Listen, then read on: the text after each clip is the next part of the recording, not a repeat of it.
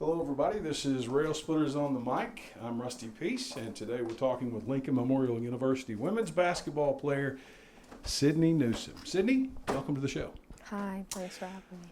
You are a young lady who has been here at Lincoln Memorial for a little over 2.5 to 3 years. We'll call it 3 years for the sake of it. You redshirted in your first season, you said. Now you're a redshirt sophomore. So, in that regard, you're no stranger to the goings-on with the women's basketball program. But what I find ironic about you and very, very interesting is that while you're classified as a sophomore and you've been here as a redshirt, you're looked at as one of the leaders on this team. Is that a role that you thought you would be in at this point in your collegiate career?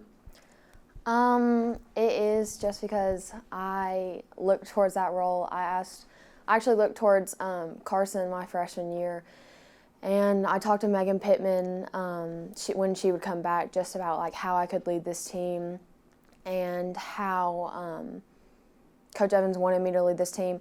Now it's a different role because it's a different coaching style, so how Coach Eric wants me to lead this team, and it's just all about like your relationship with your players too, and you have to have their respect as well as your coach's respect. Seems like since you came in, in that first year and then wound up redshirting, that nothing has come easy for you. I mean, you've had to work for everything. You've had to work for playing time. You've had to work under two different coaches now at the helm of the program. You've had to work through various injuries that have kept you from, let's say, less than 100%. How do you build that drive each year, each day, each time you take the floor? Well, my parents have always taught me that nothing good comes easy in life, and just my love for the game has kept me playing and kept that drive for me, because I want to do well on the court. I want to be successful. I want to be successful later in life, so I just keep pushing through, and I want our team to be successful, and our team really helps me too. They understand my injuries. They understand that some days I'll have a bad day, and they just keep me positive, and they just help me work hard. Has there ever been a point where you felt like the pain's not worth it, the playing through the injuries aren't worth it? No, my parents wish that there were, but I just love basketball too much to step away, so. There's been so many players from last year's team that were lost to graduation, lost to maybe finishing their collegiate careers. And with that, not only did it thrust you into a leadership role, it also put this team, by and large, in a situation where we're very young.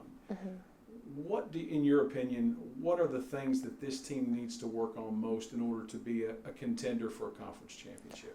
I think already we will be a contender. The conference is up in the air this year. We have competed in every single game we've played. I just think since we are so young, even with bringing in all the freshmen, but also graduating a lot of players that played big minutes, I think that we're just going to have some growing pains. I think by March we'll be where we want to be. So this team has strung together several consecutive wins now. Obviously, I feel as though in a lot of ways you guys have made the turn. It's almost a shame at this point in the year that you're looking into the last couple of games before the holiday break. You got that coming up, and if you have momentum, a lot of times you don't want to kill that momentum with a long or extended hiatus. How does the team feel right now? Are they ready for the holidays, or do they want to keep this train rolling?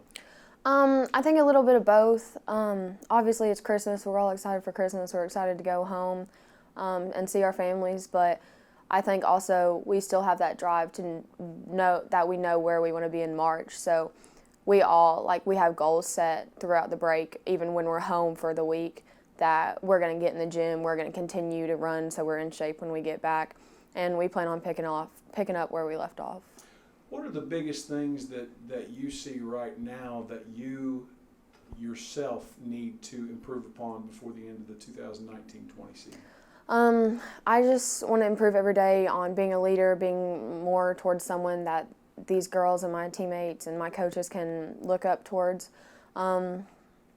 obviously I want to like continue to improve my health. We manage that every week, every day. I want to be more consistent on the court, more as a scoring threat, not just a leader that we look towards. But also, I'm comfortable with my role. I understand it, and I just want to continue to feel that. At the opening of the segment, I said to you that I felt as though you were looked at as a team leader. Do you feel you're looked at as a leader? I do. I think we have a few leaders on this team that our team looks towards, and I feel like I'm one of them. Of course, Lenore-Ryan is the only home game we have remaining here at the first half of the schedule, and obviously that's going to be one that's a tough game. All the games in the SAC are tough, for that matter. I think, if I'm not mistaken, you've got one on the road as well. So what do you feel is in store for this team in preparation for those two games and in order to come away with a win? We do a really good, our coaching staff does a really good job of preparing us for our games. We have a scout, we have all kinds of things that prepare us. I think we'll just prepare for these two games like we have in the past and focus on us and what we need to do to win.